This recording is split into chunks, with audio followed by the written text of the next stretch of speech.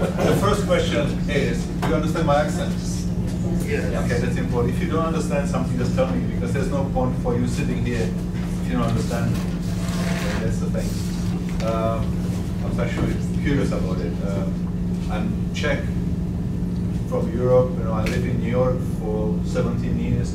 If I was living in The Hague in Holland, working for the International War Crimes Tribunal, so my accent is a mixture of about everything. So please, if you don't understand, just put a hand up and I'll try to explain it. Yeah, two important things before I start. You know, my employer, United Nations, allows me to make a public speaking and talking to the press only about what I did in the former Yugoslavia. So I cannot make any political statements or discussion about the current situation in the world. There's a Secretary of General has his spokesperson, you know, to discuss these things. That's why the disclaimer here. Basically, it tells, you know, whatever I say wrong here, it's my wrong, not the Secretary General's wrong. That's the most important thing. And the other thing, I need to promote my book, which doesn't give me any heart. I like to promote my book, but that's why in the presentation I have a short introduction of the book. Especially if somebody's recording it, I have to do it because my permission is linked to book promotion. So just a promotion for the book. It's very short. It is the story of a Czech investigator who left his job as a homicide detective in Prague to help in the hunt for the criminals of that war. He joined a team of international investigators, lawyers, and prosecutors intent on bringing to justice those responsible for the heinous acts committed in the former Yugoslavia. This story bears witness to the torture and killing of defenseless civilians, to finding and exhuming their mass graves, to investigating and arresting the perpetrators, and finally, to bringing them to trial for the International Tribunal in The Hague.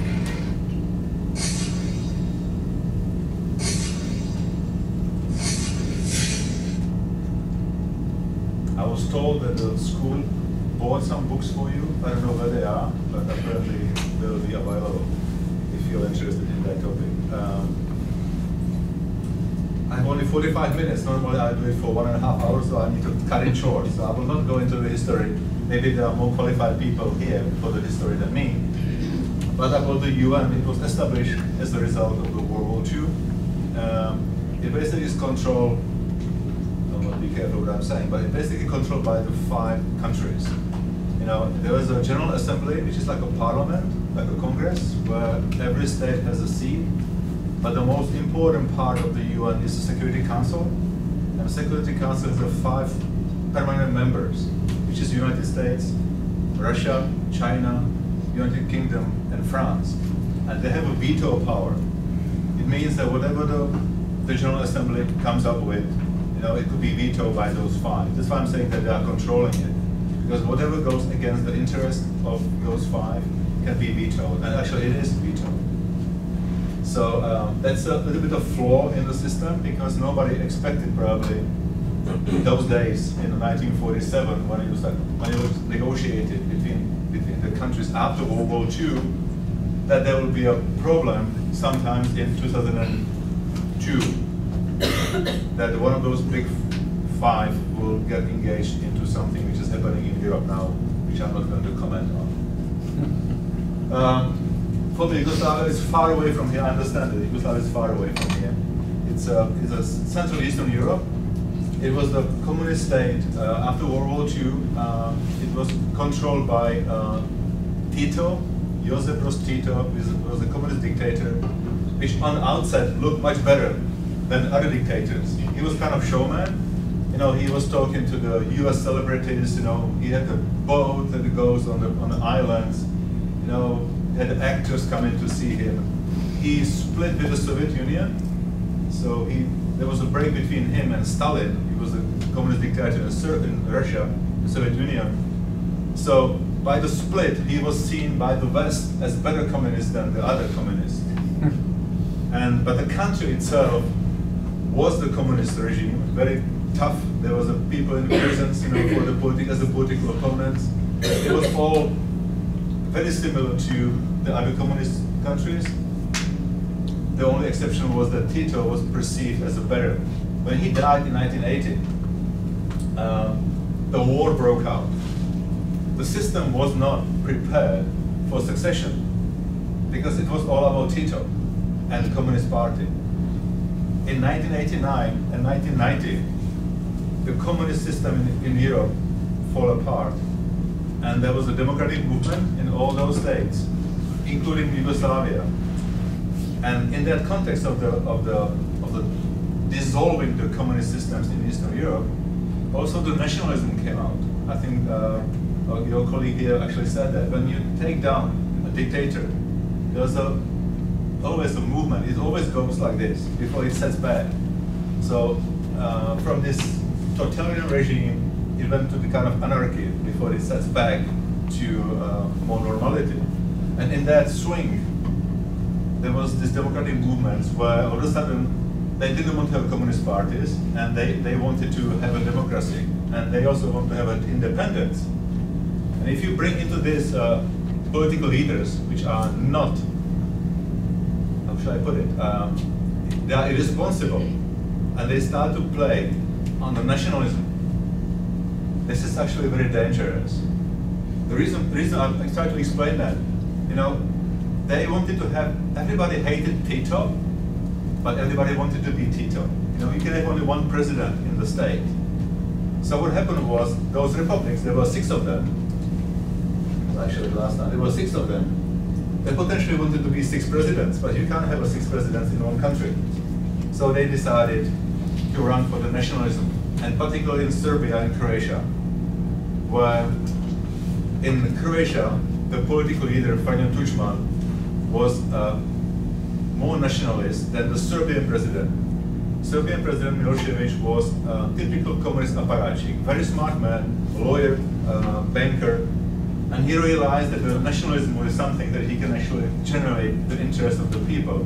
So he used the nationalism, and they together were talking about splitting Bosnia and Herzegovina, which is this part, into Greater Serbia and Greater Croatia. The problem with that was that in Europe, changing borders in Europe is very, very, very dangerous thing. Because, you know, it's easier here in the US because, you know, it's a new world.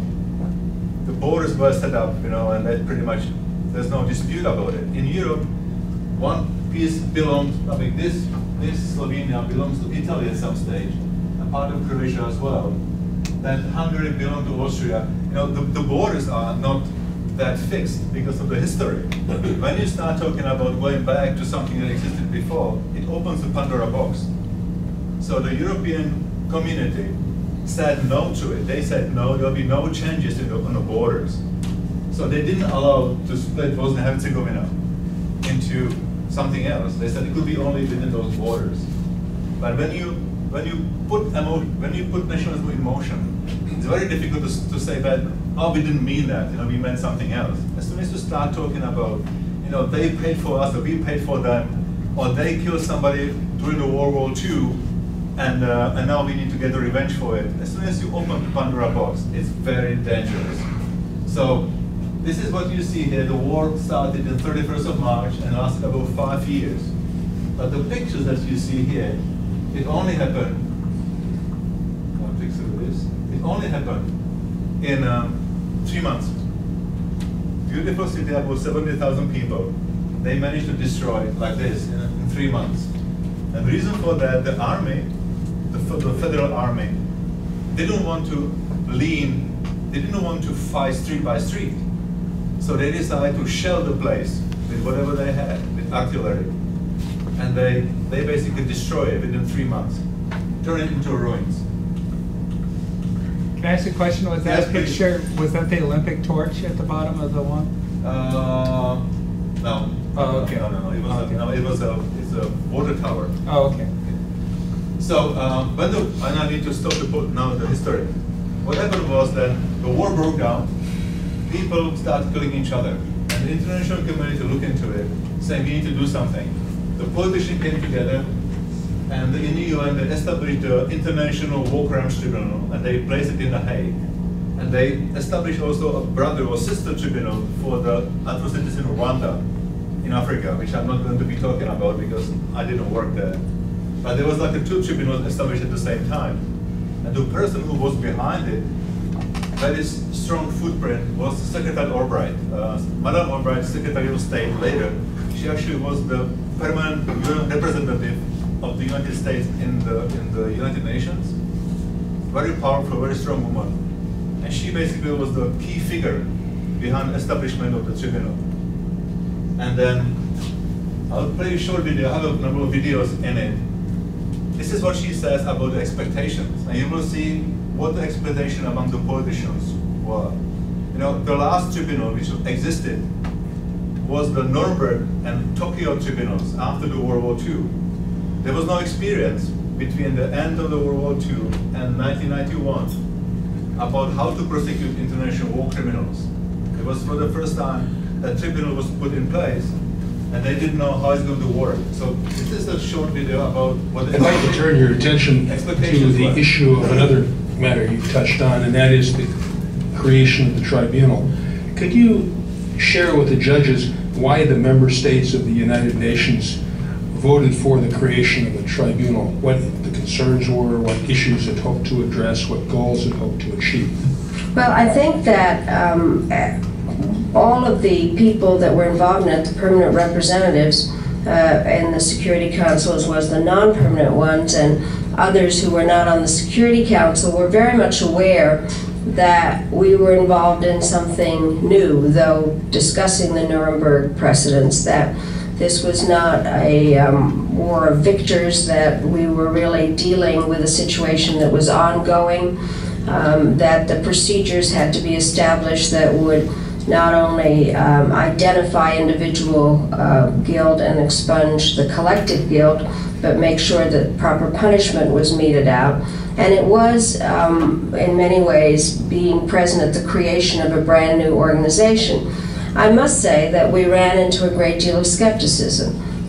It was easy enough to take the first vote in February to get the tribunal created, but nobody really believed that it would work. There were questions about how the judges would be selected. I must say that especially the women permanent representatives at the United Nations wanted to make sure that there would be women judges, because so many of the crimes had been committed against women in terms of rape and horrendous crimes. And so the judges were then selected by the entire UN system. And then the question was how to get a prosecutor, and that was very complicated, and nobody thought that would happen. And then nobody thought that there'd ever be a court that actually functioned, that would be set on what the precedents were going to be. And we then in May voted on how of 93 voted on how the procedures of the tribunal would work. And then still nobody thought it would work. They said that there never would be any indictees, and then they said there would never be any trials, and then they said there would never be any convictions, and there would never be any sentencing. And at each part along the way, I would point out that they were wrong. And one of the reasons that I think it is so important that this procedure is going forward is to show that they were all wrong, that that the tribunal is very much a part of the international judicial system that is playing a very essential role, I think, in making sure that this individual guilt is assigned, that punishment is meted out, and that there can be reconciliation. I think that was the whole purpose behind having such a tribunal, so that there could ultimately be the reconciliation of the various people that were innocent as a part of this. See, the expectation was zero, basically. Nobody believed it's going to work. And then they hired lawyers and investigators, and we came there, and we really wanted to do something about it. It's very difficult individually. If somebody comes to you as an investigator, tells you that whole family was murdered, that the daughter was raped, the house was burned, and you say, okay, thank you very much, and you go away. A lot of emotions are involved in it, As an investigator, you are on the receiving side of it. You know, you basically people come to you with very disrespect at the beginning. They don't trust you, and they think, oh, this is kind of a foreigner come here to make money. But you need to persuade them, because you need them in a courtroom. You need to persuade them that you mean actually to try to do something about it. So when the lawyers and investigators came together, you know, the tribunal started working. And then, you know, these were the jurisdiction that we received from the creators. You know, I think that, you know, the first sort of something to realize how bad the situation was when you see this. You know, there was a Vukovar hospital. This one is hospital, and they put the Red Cross on the top of the building for the Air Force to see that it's actually protected by the Geneva Convention. But what actually happened was the Air Force actually dropped a bomb as using the cross as a target point, and the bomb went through all this, you know, see, through the floors and ended up in the basement. Funny enough, interesting enough, is actually ended up on the bed of the Serbian patient. It didn't explode. Had it exploded, it would kill just about everybody in the hospital. I think it's important that, just imagine, just for the sake of the discussion, it was not foreign army. It was not like the attacking army. Just imagine the American Air Force will be dropping bomb on your own hospital. This is how it was. It was their own country. Yugoslav army was the People's Army of Yugoslavia, and they chose to drop a bomb on their own hospital. You see how sickening that it was not terrorist. The pilot was a well-educated, well-trained soldier who actually got an order to drop a bomb on a hospital. This is how sickening that was. Problem je u tome što vidim kako se vojnici šetaju po ulici i da prolaze kamioni. Pogledajte, eto tamo.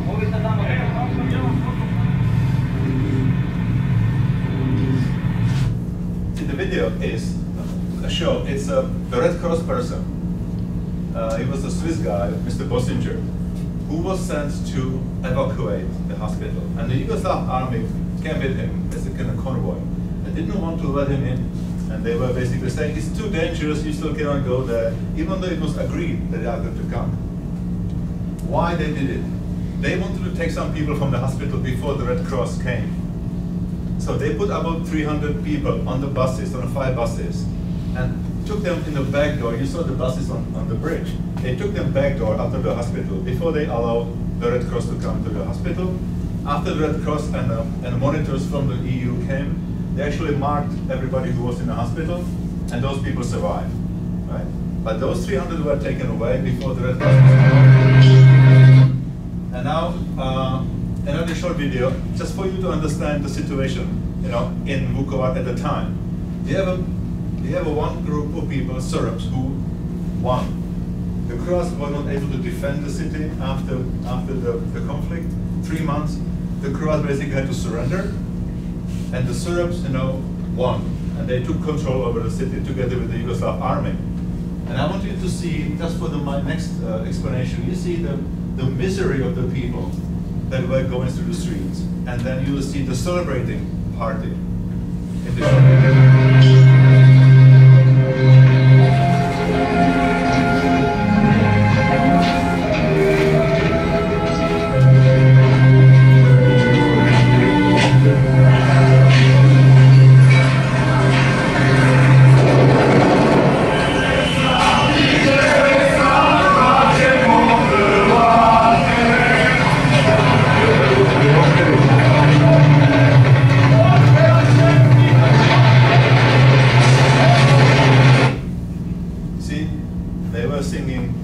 Slobo, it was the president Slobodan Milošević, said a salad. We will have Croats for the meat. There was a lyrics of that song that they were singing there. What for me? Sorry? What for me? The Croat. The Croats for meat. Yeah, Who's the Croat. meat? Meat is the Croats. Oh. The Croatian people. We will have a Croatian people for meat. So he's saying the president Milošević sent us a salad. We will have a Croat. We will slaughter Croats, and we will have them for meat. Right? For food. So that was how sickening the whole thing was. You know, for my book here, I used some of those pictures because we don't have the video from what happened after that. So they were taken to the buses. There were 2 women and 298 men were taken from the hospital secretly, and then they were taken to the buses, and they were moved from the area to the Yugoslav army barracks, and then to a pig farm in Ovčara, which is about 5 kilometers, like 3 miles south of the city. And they were beaten there the whole afternoon. This was the hangar they were put into. And then at the time, I wanted you to see the video about the mood in the city, about the misery and the celebration and the drinks. In the same morning, the Serbian television ran a news that those Croats who lost the battle slaughtered 41 Serbian children. And it was broadcast in the whole country. Reuters picked the news as well, without actually checking on it. I ran the news globally. And it was a fake news, it was fabricated, it was a war propaganda. So basically to those people were saying, those who lost killed 40 our children. You know, the bond between the parents and the kids is always very strong, you know? So it's an attack on the basic instinct of humankind. You kill our children. Now we have you in our hands because they were in the hangar. This is the... So that was all fake news. It was a fake news, yes. I mean, wait.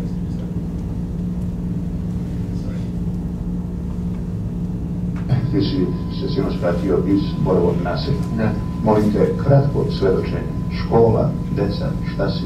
Pa oni su povodili to iz podruma, to je bilo na gomile, spajali su glav, teja, to je da sve, stavili se izletalo. Fotora fotoaparat? Da. Jesi probao da snimiš? Probao sam da snimim, ustao sam, međutim, praštali su meće oko mene i jedan od vojnika je repetirao pušku i naredio me da se spustim jer i ja sam poginuo. See the fake news? You know, I saw this, you know, they killed the children. It goes globally. What happened then in the hangar? They would start beating everybody. They killed some people just through the beatings. The 2 women were murdered as well. And then they took them to the execution site, and they killed 265 of them. Jugoslovenski fotoreporter koji je prijavio da je 41 dete bilo masakrirano blizu Vukovara, navodno od strane hrvatskih snaga, opovrgao je danas ključne elemente svoje priče, priznajući da nije video ni izbrojao tela. The next morning was too late for those people. They were all murdered. So this is the gravesite. I always ask, you know, where do you think the grave was? That's the problem of us investigators. In the movies, it's great. In the movies, you know where to go because you know they can't spend time on looking for it. In reality, it could be just about anywhere. See maybe here, right? Also here. You just don't know. It's so difficult to find out. All these things about science are all good if you know where to look. You just can't dig through the whole field and try to find it. The grave was right here. It was actually found by this guy. He's an American scientist. You know, if you know the movie about Indiana Jones, he was the character apparently. You know, he did the Oklahoma bombing. You know, he was working on it. He was working on Tutankhamun. You know, identification of Mengele. So UN sent him there to Yugoslavia, and the purpose was that he was supposed to look for war crimes. And then he came across this guy, Zdenko Novak. He was a Croat with a Czech background, who was already on the tractor being taken to the execution site. And he decided to do something very important. He decided to take fate, his own, into his own hands. And he jumped from the truck, and he ran into the cornfield. And eventually, he survived. And he was the only one who survived the massacre. And when they met, he told him the story. And based on his story, Clyde Snow found the mass grave. They tried to exhume it in 1992, but the Serbian leadership in the area didn't allow it. Naturally, they didn't want the war crimes to be revealed to the public, so they didn't allow the exhumation. It was only after the tribunal was established then the exhumation was allowed. And there will be a few videos, they're a little bit more visual, graphic. So if you don't want to look at that, but I need to show it to you because this is how it looks when you're looking for evidence of the war crimes. The grave edge is up there somewhere. Okay. Yeah. Yeah. It could be. And here's another string. Is it going in the right direction? Yeah. Is it a meter apart? Yeah. Beautiful. So that should be it. That should be it. How far down below that? It's 22 centimeters to the first piece of clothing. On the string? Yeah. Which would be original ground surface. Does it mean to be in the correct spot? Yeah, well, we knew we had 7 meters to play with.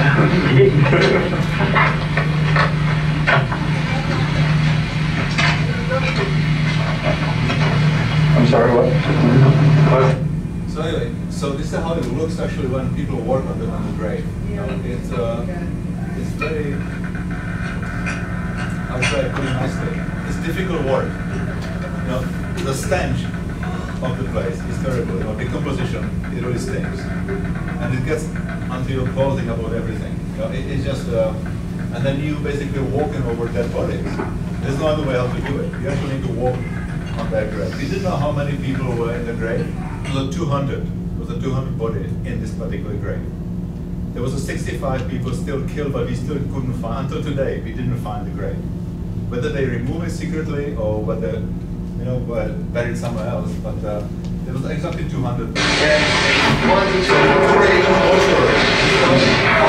let's go. Okay, now to the mortuary. Continue.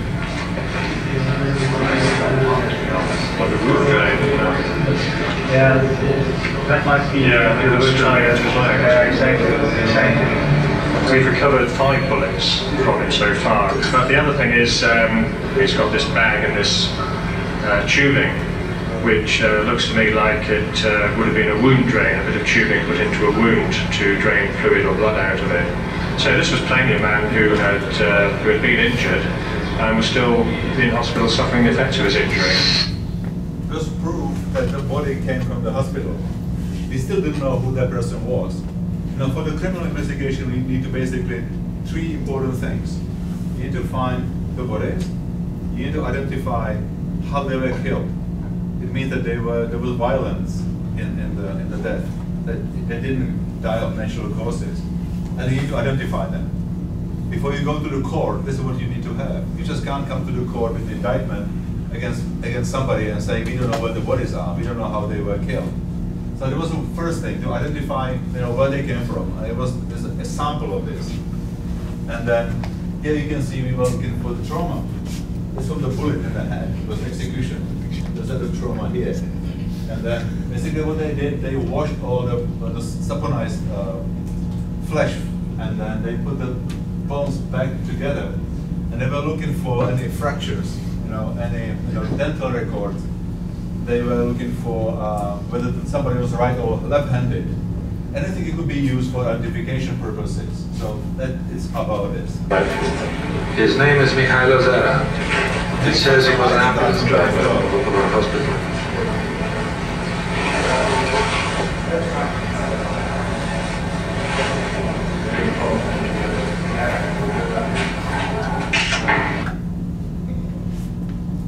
So the fact that somebody has an ID card on him or her, it doesn't mean that it's the person. You need to actually do more work on it, because you can have my ID card, you know, for let's say. So Clyde Snow and his team is a physician for human rights. It's an NGO based in the US, and there are people from around the world working for this group. They actually came with the idea to take medical records from the hospitals in Croatia and put them in a database, and then took the measurements of those bodies, you know, we found in a mass grave, and do the initial matching. And then the most difficult and most emotional work comes for the physician and for the investigators. Just imagine that you're your daughter is killed there, and then you expect her to be alive, maybe somewhere, and then somebody comes to you and says, would you come to us to the mortuary? And you have a pile of bones, and we are telling you, that's your daughter. You see the emotions in it? On both sides, on the given and the receiving side. It's much more difficult than walking on a mass grave, dealing with the people who actually survived this. Because the expectation was, there are still somewhere in Serbia, international community doesn't do anything about it, you should go and get them. And one day somebody comes and says, well, this is your brother, that pile of bones. If it's somebody else's bones, it's not so difficult, but if it's your own family, a lot of emotions comes into it. We're going to pause right here. Yes. If you have a class that starts at 12:50 and you have to leave, feel free to leave right now. We'll give you a few minutes to leave and grab a wrap on your way out. If you have time and can stay, we would really like you to stay. We have this room for a while. So if you have a 12:50 class, go ahead and be excused. Oh, is it this good? Don't be shy. No, I won't hold it against you. 7 weeks. I didn't think nothing was wrong with it. Nancy wants us to talk later. Okay. About, I don't have time today, but whenever. Just I keep seeing you and forgetting to tell you. Okay. All right. It's for the graphic design for your in-ear boots if you're interested. Right. Okay. Thank you for coming, guys. Appreciate it.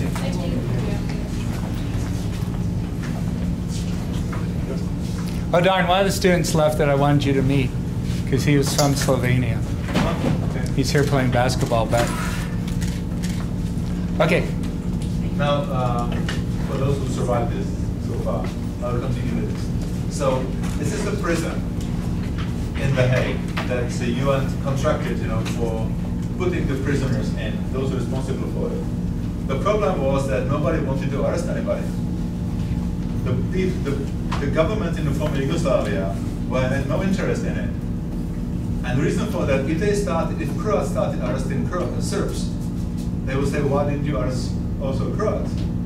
The same thing on the other side. If Serbs started to arrest Croats, they say, well, okay, why don't you arrest Serbs? And nobody wanted to arrest their own.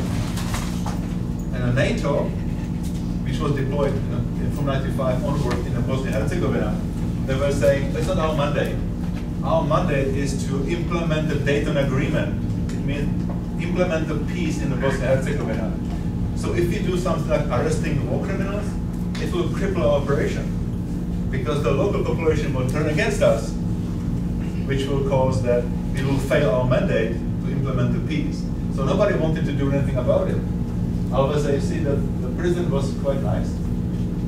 Some universities don't have dormitories like this, and Was it constructed specifically for no. It was renovated, and okay. it was existing prison in The Hague. So these were the people responsible for the massacre. This guy was a commander. His responsibility for what is, when the killing started in Ovčara, there was still Yugoslav military present at the scene. And the Yugoslav army had the obligation under Geneva Convention to protect those prisoners. But they didn't want to fight the Serbs, paramilitary, those killers, because the Serbs wanted to fight Serbs for Croats who murdered those 40 children, right? So this guy ordered the regular army to pull out of the Ovčara farm, which in turn resulted in the mass massacre. This guy is the guy you saw on the crossing. He was Major Slivančanin. He was a counterintelligence officer who didn't allow the Red Cross and the European community monitors to come to the hospital, which resulted in the removal of those 300 people from this. And this guy was the commander of the platoon of military police, which were escorting the people. He was a mayor of Vukovar who participated in the beating at the Ovčara. I've actually found out, they were all hiding in Serbia. We couldn't actually go and get them. But I found out where this guy was hiding. And we put together something which was Operation Little Flower. Mayor of New York, LaGuardia, was nicknamed Little Flower.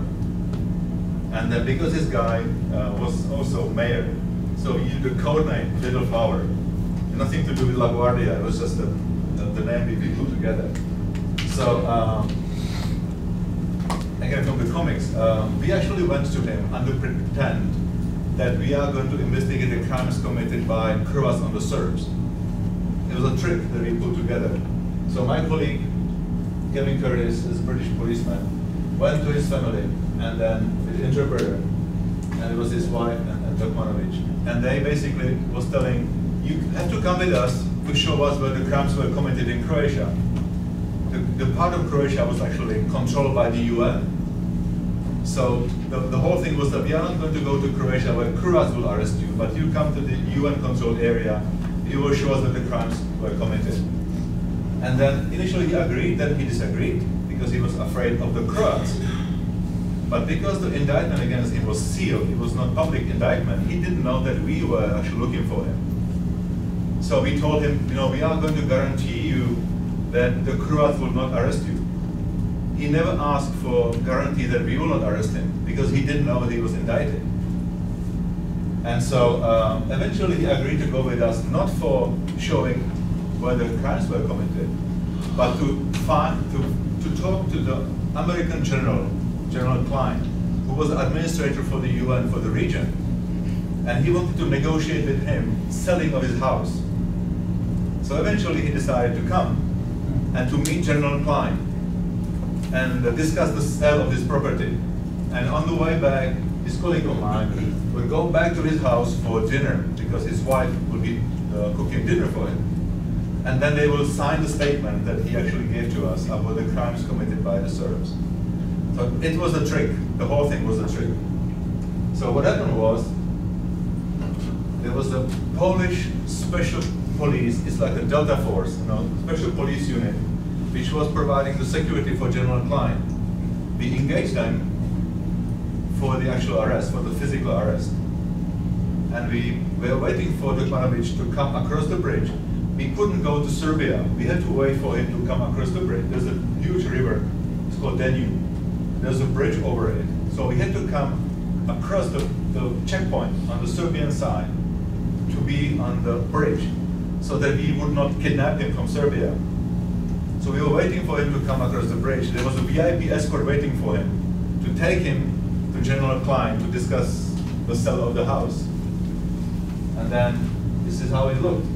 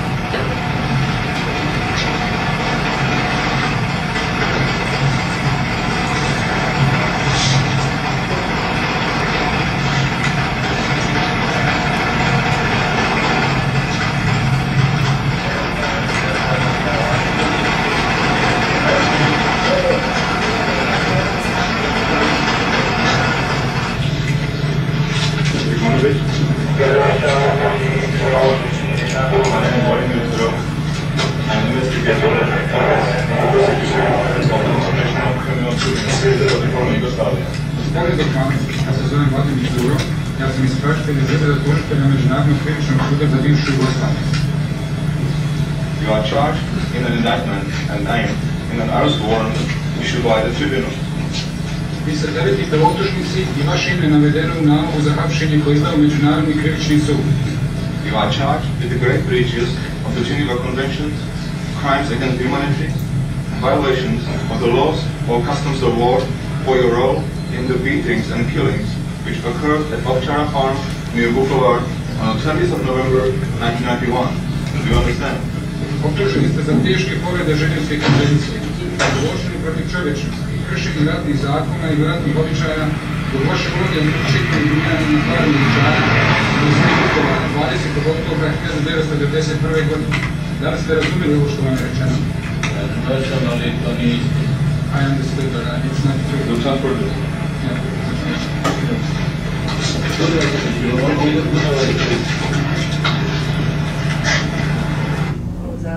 We didn't really care what he says. It was not important. What we had to accomplish was to tell him why we're arresting him. It's called due process. The condition, and it was proven by the decision by the American judge, who actually, there was a complaint against his arrest by his defense counsels, and it was before this judge, and she actually ruled that it was legal. The arrest was legal. The fact that we used the trickery to get him to the location where we could arrest him was okay under basically two conditions. One, we are not going to mistreat him in any way, and B, we will have the due process. And due process basically means that he needs to understand why he's arrested, and he needs to get the indictment in a language that he understands. That's why there was a Serbian interpreter with us during that operation, and then, as you saw, he put a black hood over his head, and we took him in the car. It was an armored car, and then we took him as a VIP to the airport, where there was a Belgian Air Force plane waiting for us. We had a doctor who actually inspected him before he boarded the plane. We illegally took him over with a signature from the Polish Special Police, put him on the aircraft, and flew him to the Hague, basically, to the Dutch Air Force base close to the Hague in Holland.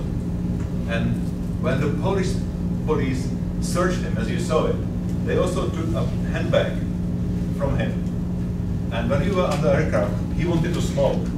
And then we asked the pilot, he said, no problem. But we didn't give him the bag.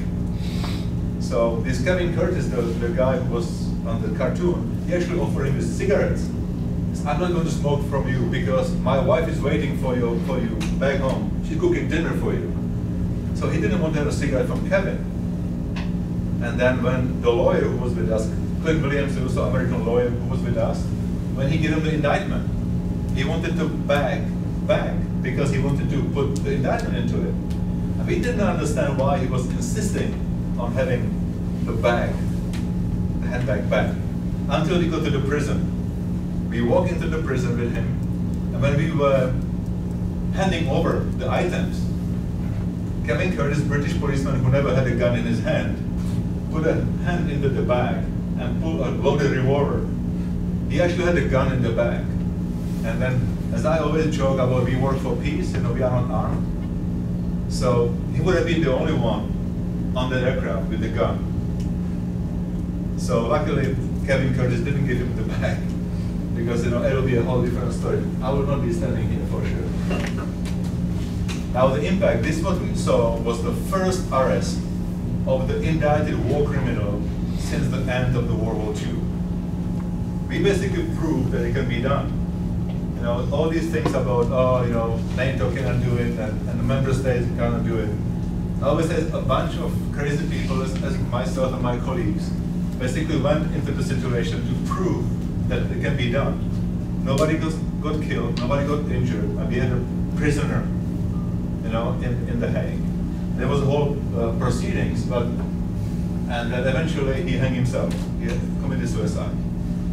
And it's a different lecture, it's about the alibi, and we don't have a time for it. But it's written in the book if you're interested. But what actually happened here? In 2 weeks' time, our prosecutor, Louis Arbour of Canada, went to NATO and basically says, my gang, my boys did this. And you have thousands of people with all the military might in Bosnia and Herzegovina, and you are saying you can't do it?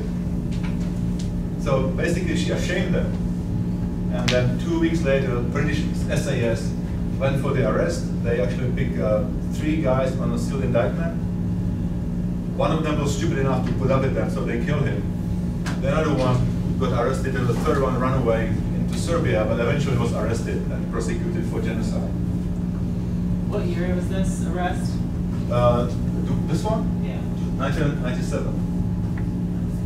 Now, 2 more examples of the fake news. I always talk about, because it's a topical thing. You see about how fake news actually impacts the situation in a conflict environment. We are fed by these things, you know, with all kinds of news. And if you don't look actually what is the source of it, it could be extremely dangerous.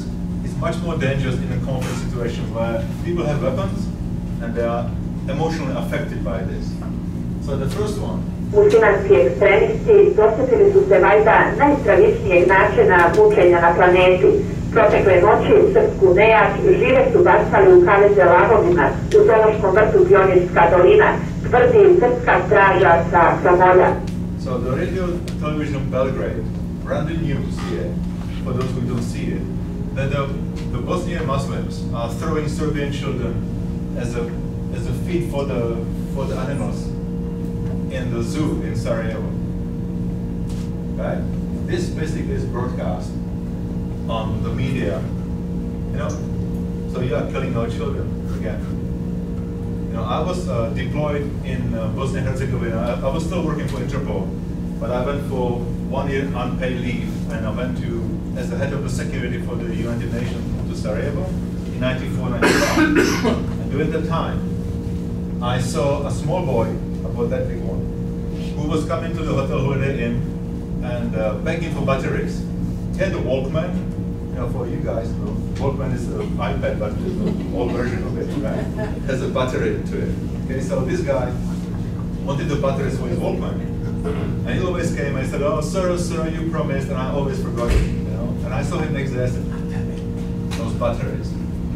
So I was promising him batteries, I never brought them. And then I was filmed into a program, and when I saw the film, I realized how the propaganda can justify killing of children. And you see, this is the short. But Sarajevo has yet to enjoy full peace. Unpredictable sniper fire continues to be a daily menace, even on the tramway system. And since mid-November, the number of rocket and mortar attacks into built-up areas has increased dramatically. As everybody knows, that around the Holiday Inn is the most dangerous part of town. The other dangerous part is Dobrinja and area around the airport. Meanwhile, the terror on the streets continues unabated, and the number of deaths and injuries is again on the rise. He's not going to kill him, shot him in the head. These actually were American firefighters, the guys you see around. The whole point is how to justify killing people is one thing. How to justify killing children is a completely different thing. Because this kid was not a military target. He was absolutely insignificant for the war, right? But you still put a bullet into his hand. There's something actually at the time affecting me because I knew him. I saw many dead bodies in my life as a homicide detective, but you don't know those people. And I was always, it's a guilty conscience kind of thing. I said, had I brought him the batteries, maybe he wouldn't have been dead. It's complete nonsense, of course. But you're kind of blaming yourself for something that you have no control over. Had I brought the batteries, maybe he would not be dead. Listen in the Walkman somewhere. The last one. Look, this picture is a painting by the Serbian painter, 19th century. It's called Orphan Upon His Mother's Grave. They reprinted it in black and white into 1995 around Srebrenica. It was a major massacre. 8,000 people were murdered there. So they used the same picture. See, this is the same picture. But the text under this basically said this is the child whose parents were killed by the Muslims, you know, in around Srebrenica. And it was also published into the newspaper. See how, again, attacks on the basics. This is the most powerful attack, you know. Poor guy is crying on the grave of those people. But actually it was a painting. Yes, exactly. This is the result of this, you know, the Srebrenica massacre. 8,400 men were murdered. I'm not linking it now. Don't take me wrong. I'm not saying that news caused the Srebrenica massacre. I'm just saying how you use the news to justify yourself. Why you can commit crimes like this. Because normal people would not necessarily do that unless there's some motivation for it. And the motivation could be just about anything. But if you are talking about killing your children, then the motivation is quite strong.